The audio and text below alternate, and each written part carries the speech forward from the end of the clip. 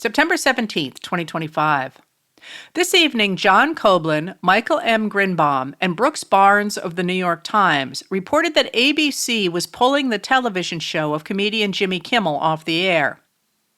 The suspension is allegedly over his comments Monday about the murder of right-wing activist Charlie Kirk, although Chris Hayes of All In pointed out that after CBS pulled Stephen Colbert, another political comedian, off the air in July, President Donald Trump told reporters that comedians Jimmy Fallon and Jimmy Kimmel would be next. They're going to be going. I hear they're going to be going. Kimmel has one of the top late-night television shows, attracting younger viewers in the 18 to 49-year-old demographic. He delivers monologues that skewer President Donald J. Trump and the administration. His YouTube channel, which replays his show, has more than 20 million subscribers. During his monologue on Monday's show, Kimmel said, "We hit some new lows over the weekend, with the MAGA gang desperately trying to characterize this kid who murdered Charlie Kirk as anything other than one of them, and doing everything they can to score political points from it. In between the finger-pointing, there was grieving. On Friday, the White House flew the flags at half-staff, which got some criticism, but on a human level, you can see how hard the president is taking this." Kimmel then played a clip of Trump's response to a reporter who asked how the president was holding up after Kirk's death. Trump answered, "I think very good. And by the way, right there you see all the trucks. They just started construction of the new ballroom for the White House, which is something they've been trying to get, as you know, for about 150 years, and it's going to be a beauty." On the podcast of right-wing influencer Benny Johnson on Wednesday, Chair of the Federal Communications Commission, or FCC, Brendan Carr, said that Kimmel's words were part of a concerted effort to try to lie to the American people, and that the FCC was going to have remedies that we can look at. "Frankly, when you see stuff like this," he said, look, we can do this the easy way or the hard way. These companies can find ways to change conduct and take action, frankly, on Kimmel, or there's going to be additional work for the FCC ahead."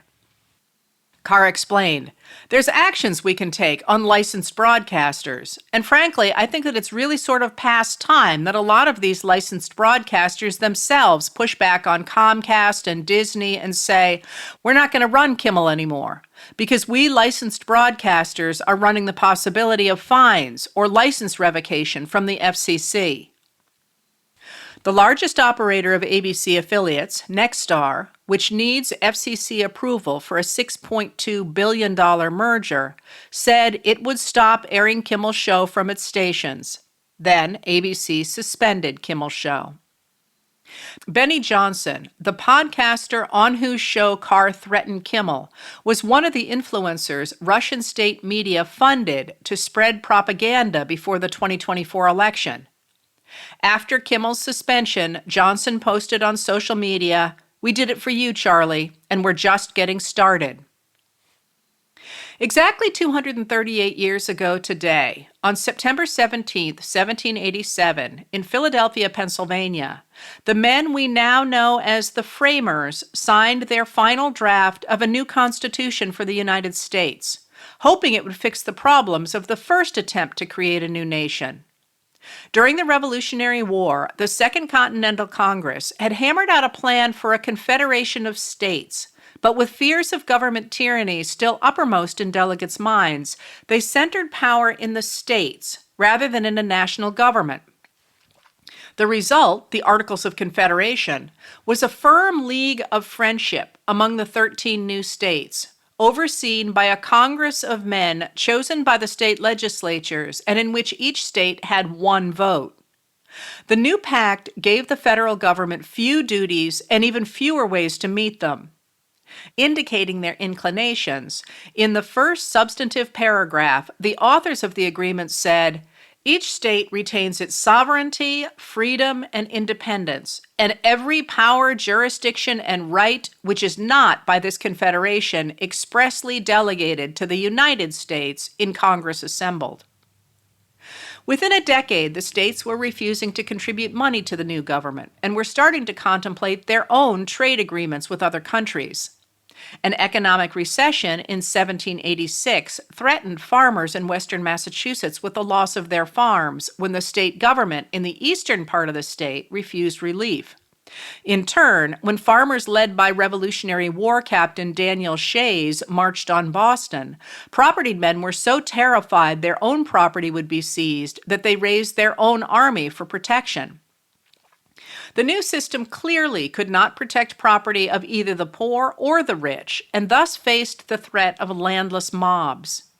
The nation seemed on the verge of tearing itself apart, and the new Americans were all too aware that both England and Spain were standing by, waiting to make the most of the opportunities such chaos would create. And so, in 1786, leaders called for a reworking of the new government, centered not on the states, but on the people of the nation, represented by a national government. The document began, "We, the people of the United States," in order to form a more perfect union. The Constitution established a representative democracy, a republic, in which three branches of government would balance each other to prevent the rise of a tyrant. Congress would write all necessary and proper laws, levy taxes, borrow money, pay the nation's debts, establish a postal service, establish courts, declare war, support an army and navy, organize and call forth the militia to execute the laws of the Union, and provide for the common defense and general welfare of the United States. The president would execute the laws, but if Congress overstepped, the president could veto proposed legislation. In turn, Congress could override a presidential veto. Congress could declare war, but the president was the commander-in-chief of the army and had the power to make treaties with foreign powers. It was all quite an elegant system of paths and tripwires, really. A judicial branch would settle disputes between inhabitants of the different states and guarantee every defendant a right to a jury trial. In this system, the new national government was uppermost. The Constitution provided that the citizens of each state shall be entitled to all privileges and immunities of citizens in the several states, and promised that the United States shall guarantee to every state in this union a republican form of government, and shall protect each of them against invasion.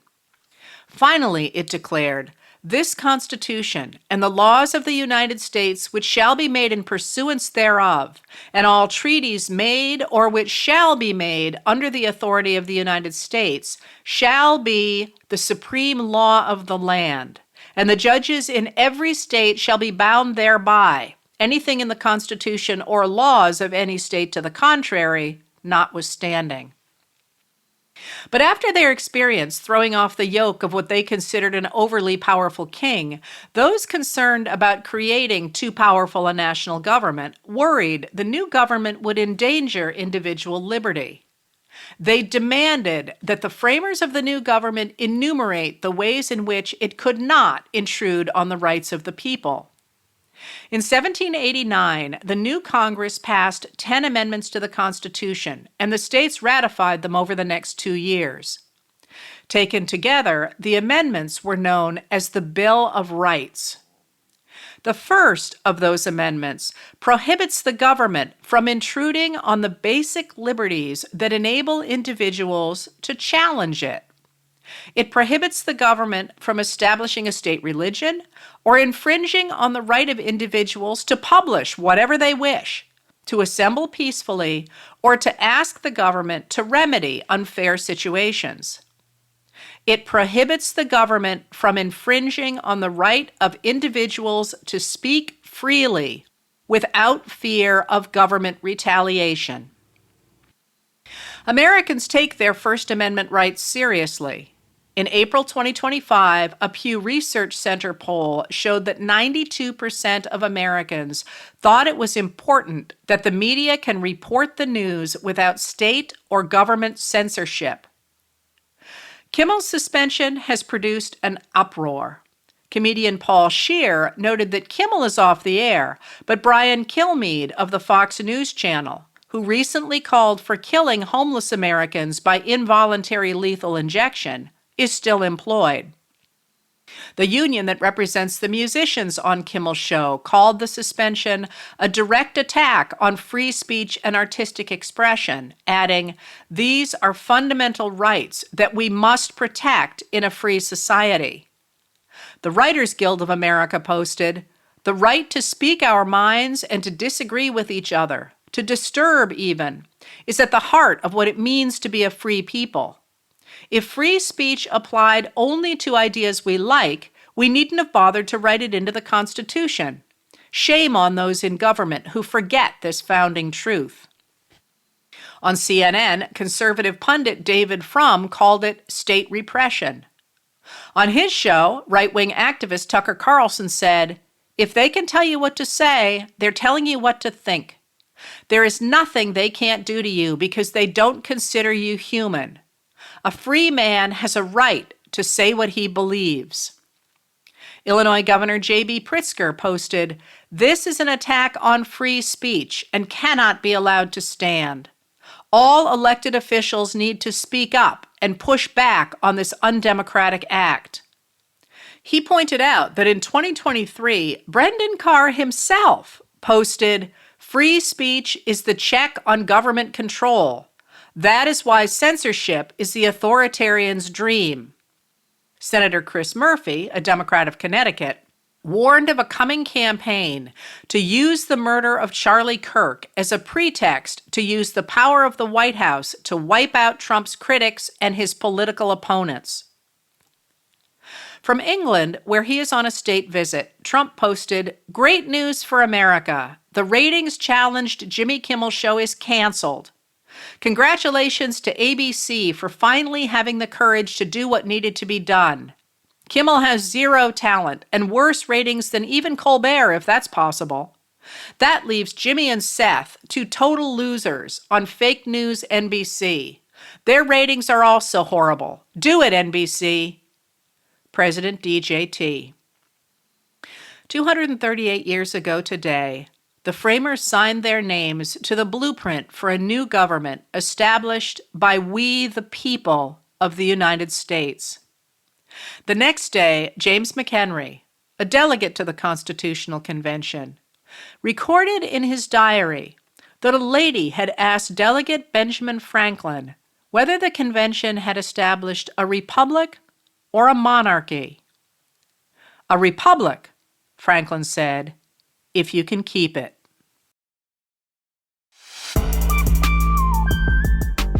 Letters from an American was written and read by Heather Cox Richardson. It was produced at Soundscape Productions, Dedham, Massachusetts. Recorded with music composed by Michael Moss.